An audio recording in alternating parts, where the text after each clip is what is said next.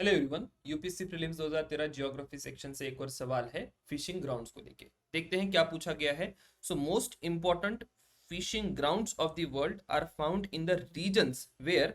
पहला ऑप्शन है warm and cold atmospheric current meet. Fine. दूसरा ऑप्शन है river drains out large amount of fresh water into the sea. तीसरा option यहाँ पर दिया गया है warm and cold oceanic current meets. And चौथा ऑप्शन है कॉन्टिनेंटल शेल्फ इज अंड्यूलेटिंग। अगर यहाँ पर करेक्ट आंसर की बात करें तो जो इंपॉर्टेंट फिशिंग ग्राउंड्स बनते हैं या बहुत अच्छे फिशिंग ग्राउंड्स बनते हैं वो जहां पर वार्म और कोल्ड ओशनिक करंट्स मीट करते हैं वहां पर बनते हुए दिखाई देते हैं। अब यहाँ पर पहला ऑप्शन अगर देखें तो इसका कोई बहुत ज्यादा सेंस नहीं बनता। दूसरे ऑप्शन में भी अगर river drains out large amount of fresh water into the sea, तो ये आपके ऐसे रीजन्स होंगे जहां पर डेल्टा बनते हैं, एस्चुरीज बनते हैं, तो वहां पर बायोडाइवर्सिटी तो अच्छी होगी लेकिन वो कोई बहुत अच्छे फिशिंग ग्राउंड्स नहीं कहे जाते। ठीक है। और चौथा ऑप्शन जो है कॉन्टिनेंटल शेल्फ इज अंड्यूलेटिंग। ठीक है, अंड्यूलेटिंग कॉन्टिनेंटल शेल्फ नहीं चाहिए। अगर आपको एक अच्छी फिशिंग अपॉर्चुनिटी चाहिए या बहुत अच्छे से फिशिंग एरियाज की डेवलपमेंट चाहिए तो ये जो कॉन्टिनेंटल शेल्फ है ये एक्सटेंसिव होने चाहिए। मतलब आपके कोस्टल एरिया में जितने ज्यादा बड़े कॉन्टिनेंटल शेल्व्स होंगे उतनी ज्यादा फिशिंग की पॉसिबिलिटी वहां पर होगी, क्योंकि ये जो कॉन्टिनेंटल शेल्व्स होते हैं ये शैलो होते हैं और शैलो वाटर्स में ही सनलाइट पेनिट्रेट होने के बाद बाकी फिर आपकी एक्वेटिक इकोसिस्टम्स बनती है। ठीक है, तो ये इन स्टेटमेंट्स के बारे में मैंने यहाँ पर चीजें बता दी। मेरा करेक्ट आंसर जो है दैट इज ऑप्शन सी, कि जहां पर warm and cold oceanic currents meet करते हैं वहीं पर फिशिंग ग्राउंड बनते हैं। क्या क्या कीवर्ड्स और कॉन्सेप्ट आपको यहाँ से फिर आगे टच करने हैं तो वो भी हम लोग समझ लेते हैं कि वर्ल्ड के इंपॉर्टेंट फिशिंग ग्राउंड्स कौन कौन से हैं। उनको लेके आपको जानकारी होनी चाहिए, कुछ एक नाम भी याद होने चाहिए। ओशन करंट्स का एग्जैक्टली रोल क्या होता है फिशिंग ग्राउंड बनाने में उसका कंसेप्ट भी समझनी होगी। कॉन्टिनेंटल शेल्फ के बारे में ऑलरेडी मैं बता चुका हूं कि एक्सटेंसिव कॉन्टिनेंटल शेल्फ होंगे तो फिशिंग अपॉर्चुनिटीज अच्छी होगी, तो उसको लेके फिर आगे मैं डिस्कशन यहाँ पर नहीं करूंगा। मेजरली मेरा डिस्कशन जो कॉन्सेंट्रेटेड होगा वो फिशिंग ग्राउंड और ओशनिक करंट्स को लेकर ही कॉन्सेंट्रेटेड होगा। अब बात करते हैं सबसे पहले सवाल की कि why convergence of warm and cold ocean currents result into formation of fishing ground. तो सबसे पहली बात, ये जो कोल्ड करंट्स होते हैं इनमें बड़े पैमाने पर न्यूट्रिएंट्स पाए जाते हैं। न्यूट्रिएंट अपवेलिंग ये करते हैं, कोल्डर रीजन से ये आते हैं, तो न्यूट्रिएंट रिच होने के कारण यहाँ पर एक्वेटिक इकोसिस्टम बहुत अच्छे से थ्राइव हो सकती है या डेवलप हो सकती है।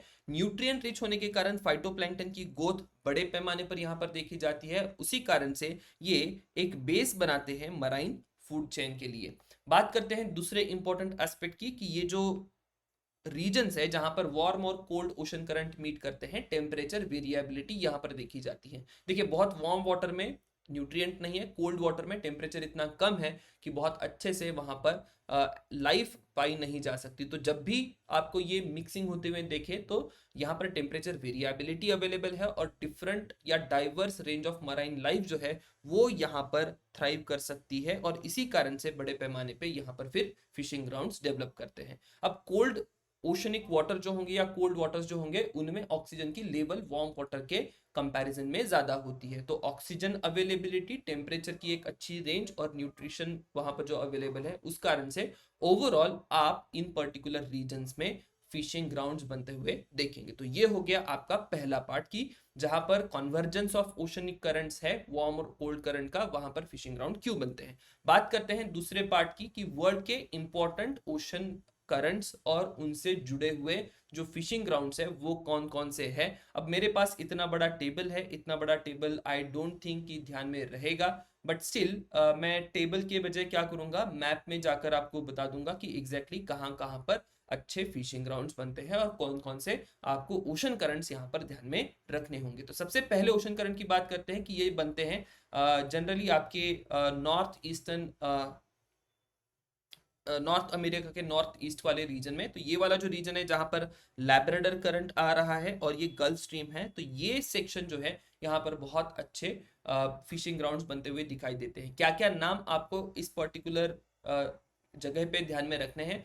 तो ये पूरा जो रीजन है वो कहलाया जाता है ग्रैंड बैंक्स के नाम से। अब इस ग्रैंड बैंक में से कुछ एक और डिटेल में देखें तो ये छोटे छोटे रीजन्स ध्यान में रखें। So I have one region that is Nova Scotia, यहाँ पर भी अच्छे फिशिंग ग्राउंड पाए जाते हैं। ये न्यू फाउंडलैंड और लैब्राडोर का जो रीजन है वहां पर भी बहुत अच्छे फिशिंग ग्राउंड्स बनते हैं। ठीक है, तो ये हो गया north east of north America में जो फिशिंग ग्राउंड बन रहे हैं। दूसरे इंपॉर्टेंट फिशिंग ग्राउंड बनेंगे वो बनेंगे जापान के ईस्ट कोस्ट में और बेरिंग स्ट्रेट के पास। तो यहाँ पर एक करंट आ रहा है which is called as Oyashio ocean current, जो कि कोल्ड ओशन करंट है, और ये आपका कुरुशियो ओशन करंट है। और यहाँ पर फिर ओशन करंट का कन्वर्जेंस होगा और उस कारण से फिशिंग ग्राउंड बनते हुए दिखाई देते हैं। ठीक है, तो ये रहे दो इंपॉर्टेंट या most important fishing grounds. Other than that ये जो आप नॉर्थ अटलांटिक ड्रिफ्ट देखेंगे या यहाँ से ग्रीनलैंड करंट आ रही है, ये कॉन्वर्जेंस यहाँ पर भी आपको दिखाई देगा। और फिर यहाँ पर एक फिशिंग ग्राउंड बनता है जिसको कहा जाता है डॉगर बैंक्स। ठीक है, तो Dogger Banks, Grand Banks, Newfoundland, Nova Scotia, ये कुछ इंपॉर्टेंट नाम है जो आपको ध्यान में रखने होंगे when it comes to the important fishing grounds of the world. By and large अगर कभी सवाल पूछा गया तो इन्हीं को लेकर सवाल पूछा जाएगा।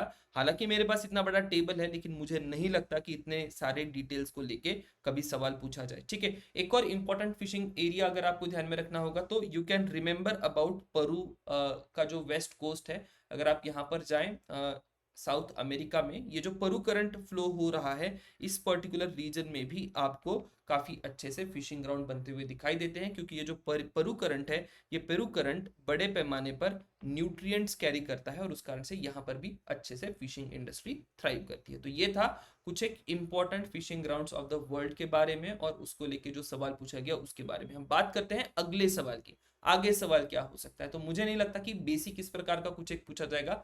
अगर आगे कभी सवाल पूछा गया तो ये जो प्लेसेस मैंने अभी बताई, Dogger Bank, Nova Scotia, Newfoundland और ग्रैंड बैंक्स, इसी से जुड़ा हुआ कुछ एक सवाल आपको दिखाई देगा। या ज्यादा से ज्यादा अगर डीप में सवाल पूछा गया तो ओशन करंट्स उसमें पूछ लिए जाएंगे। ठीक है, उसको लेके फिर ऑलरेडी आपके पास नॉलेज होगा ही, तो आसानी से आप उस सवाल को क्रैक कर सकते हैं। Other than that I don't think much of a possibility here. Will see you in next question. Thank you everyone.